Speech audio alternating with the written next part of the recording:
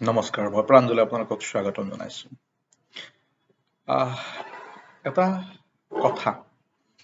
কথাটো এনেকুৱা, আপোনালোকে কেতিয়াবা পাব্লিক ট্ৰেন্সপৰ্টত নিশ্চয় যাত্ৰা কৰে বা কৰা অভ্যাস আছে নে নাজানো, কিন্তু মই প্ৰায়ে পাব্লিক ট্ৰেন্সপৰ্টত অহা যোৱা কৰোঁ। চিটি বাছেই হওক বা দীঘলীয়া জাৰ্ণিৰ বাছবোৰকে হওক, অটো, টেম্পো, মেজিক এইবোৰত অহা যোৱা কৰোঁ।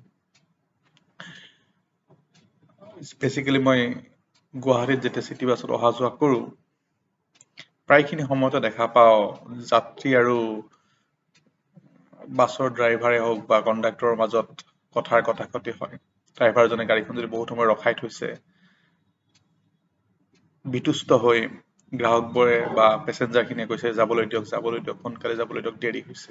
তাৰ মাজত কটাকটি।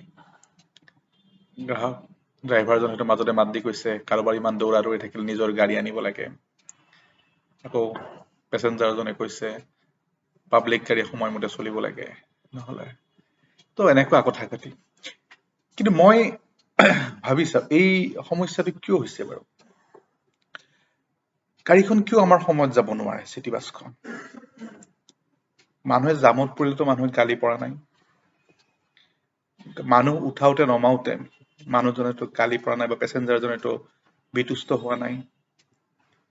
যেতিয়া বহু সময় ধৰি ষ্টপেজ এটাত ৰখি আছে, কিন্তু মানুহ নাই, মানুহ মাতি জোৰ কৰি হয়তো উঠাবলৈ চেষ্টা কৰিছে, তেতিয়া মানুহখিনি বিতুষ্ট হৈ পৰে। আৰু য'ত 20 কিলোমিটাৰ ৰাস্তা হয়তো ডেৰ ঘণ্টা 2 ঘণ্টা লাগি যায়, যিটো হয়তো আপুনি 40 মিনিট 1 ঘণ্টাত আহি পালেহেঁতেন।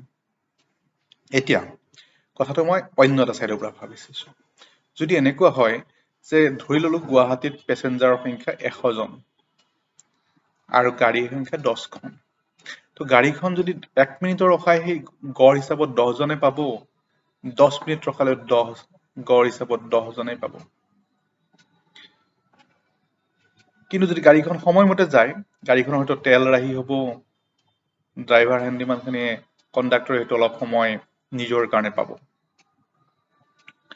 এই অংকটো যেতিয়া বুজি উঠিব, মই বুজি নাপাওঁ, তেওঁলোকে হয়তো বেছি অভিজ্ঞ, কাৰণ এনেকে হবে যে সেই ষ্টপেজত যিখিনি মানুহ আহে ময়ে উঠাই লৈ যাম, পেছেঞ্জাৰ যিখিনি আহে ময়ে উঠাই লৈ যাম।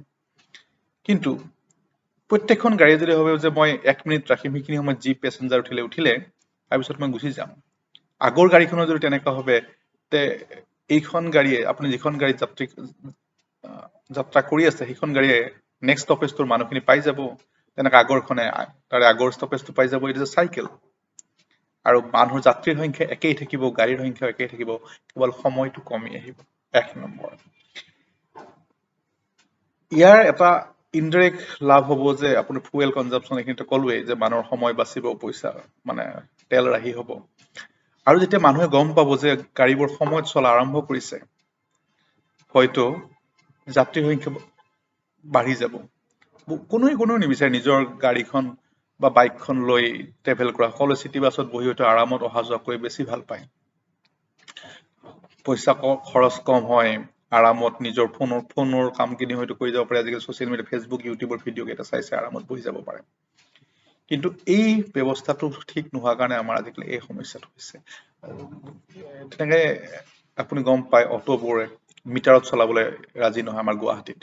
মই বুজি নাপাওঁ কি যুক্তি তেওঁলোকৰ। আৰু সেইকাৰণে অটোৰ সংখ্যা দিনে দিনে কমি গৈ আছে। দিল্লী, মুম্বাইতো উবেৰ, ওলা আহিছে, কিন্তু তাতো অটোৰ সংখ্যা কমা নাই।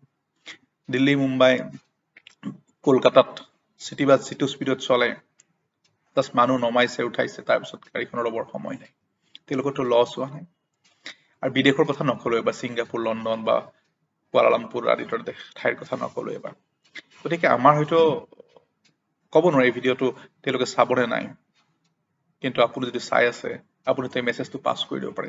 যদি আপুনি সময়ত গাড়ীখন চলাই, আপোনাৰ লছটো কোনো প্ৰকাৰে নহয়ে, 2 টকা বৰঞ্চ লাভ হ'ব পাৰে। গতিকে চাওক, চেষ্টা কৰি। আৰু পৰিবহণ ব্যৱস্থা যদি ভাল নহয়, তেতিয়াহ'লে আমি ডেভেলপ হ'ব নোৱাৰিম। কাৰণ আমি সময়ৰ লগত আমি খোজ দিব নোৱাৰিম, বাকী খৰচবিলাক বাঢ়ি যায়। গতিকে এনেকুৱা কথা আগলৈ আৰু পাতি যাম। আজিলৈ ইমানেই। ধন্যবাদ।